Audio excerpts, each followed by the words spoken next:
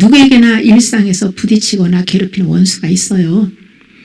그들은 대부분 가족이나 가깝게 지내는 사람들인데요. 많은 경우에 하나님은 그 원수를 주님께로 이끄는 이 도구로 사용을 하십니다. 한나의 경우 대적자 분인나로 인해서 기도의 자리로 나아가서 위대한 사무엘을 얻게 된 것을 통해서 분인나가 한나에게 유익한 존재였음을 우리는 깨달을 수 있어요. 사무엘상 1장 6절에 여호와께서 그에게 임신하지 못하게 하심으로 그의 족수인 분인나가 그를 심히 격분하게 하여 괴롭게 하더라.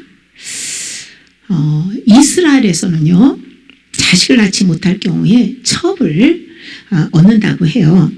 한나의 남편은 한나가 자식을 낳지 못함으로 인해 가지고 분인나를 첩으로 얻어서 여러 명의 자식을 낳았는데요. 분인나는 자식을 낳지 못하는 한나를 심히 격분시키고 괴롭혔습니다.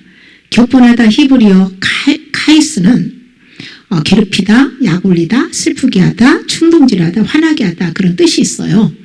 분인나는 자식을 낳지 못하는 한나를 하나님께 버림받은 여자로 여기고 온갖 방법을 동원해서 괴롭혔다라는 것을 우리는 알 수 있어요.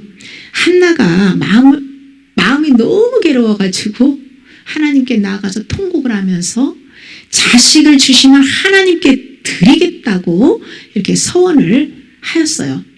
한나가 이렇게 하나님께 나아가서 기도할 수 있도록 결정적인 역할을 한 사람은 괴롭게 하는 원수 분인나였습니다.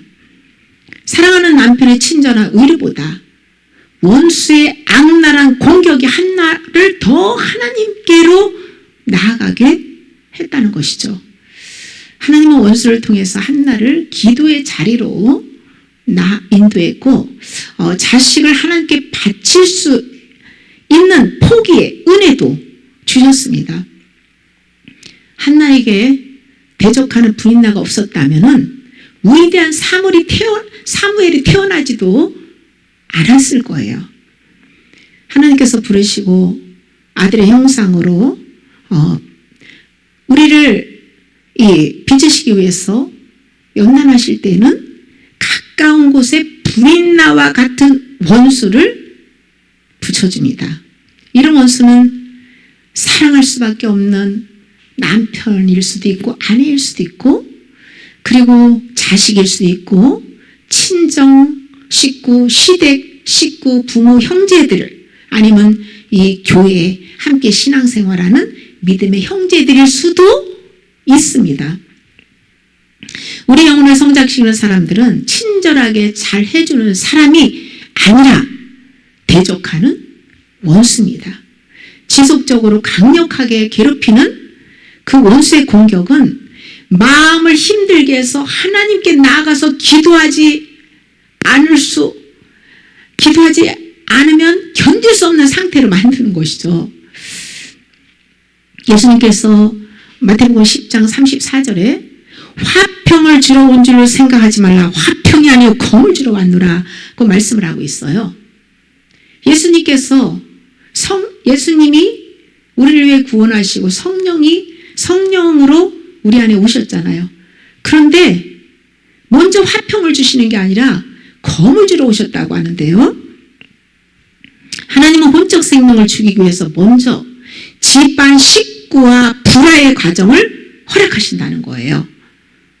화평을 주기 전에 먼저 죄를 전부 드러내서 말씀의 검으로 수술을 한 후에 관계를 화평하게 해주시다는 것을 알 수 있어요.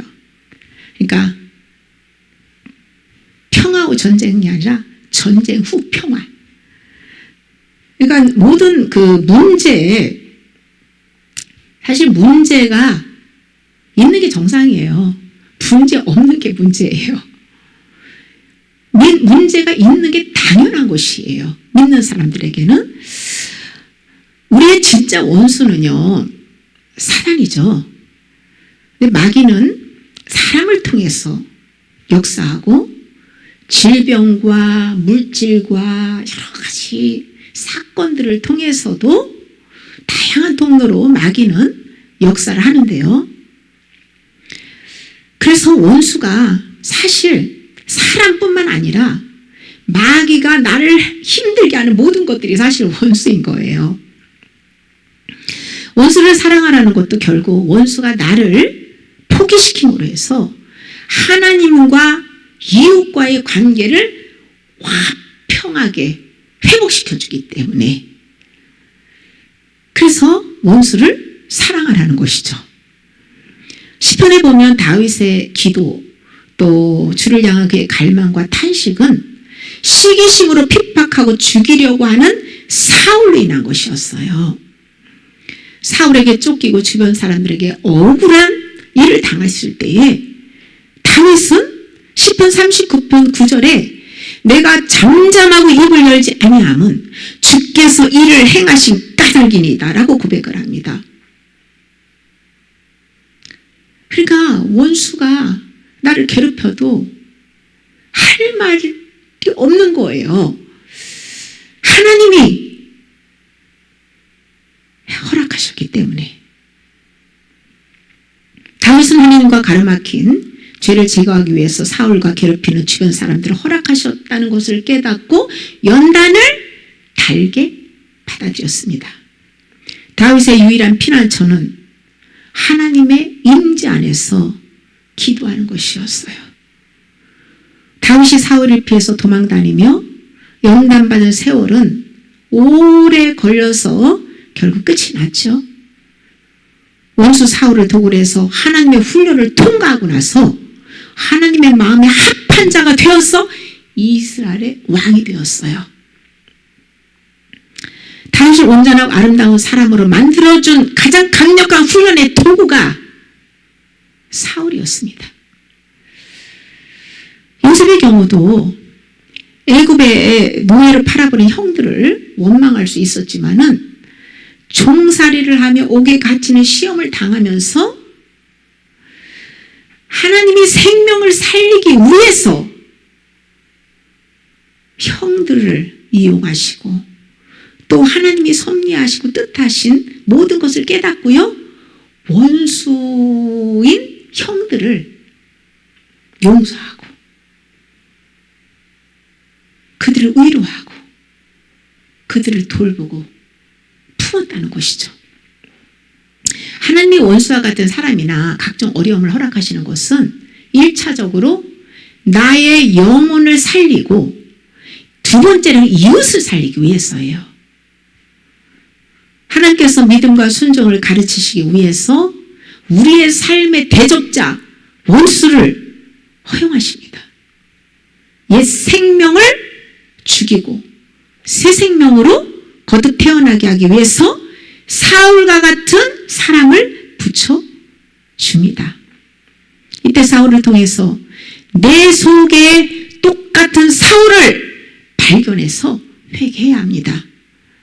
그리고 밖에 있는 사울은 주님의 손에 맡겨드리고 사랑으로 섬겨야만 하나님이 허락한 시험에 합격하고 그 다음 단계로 나아갈 수가 있습니다.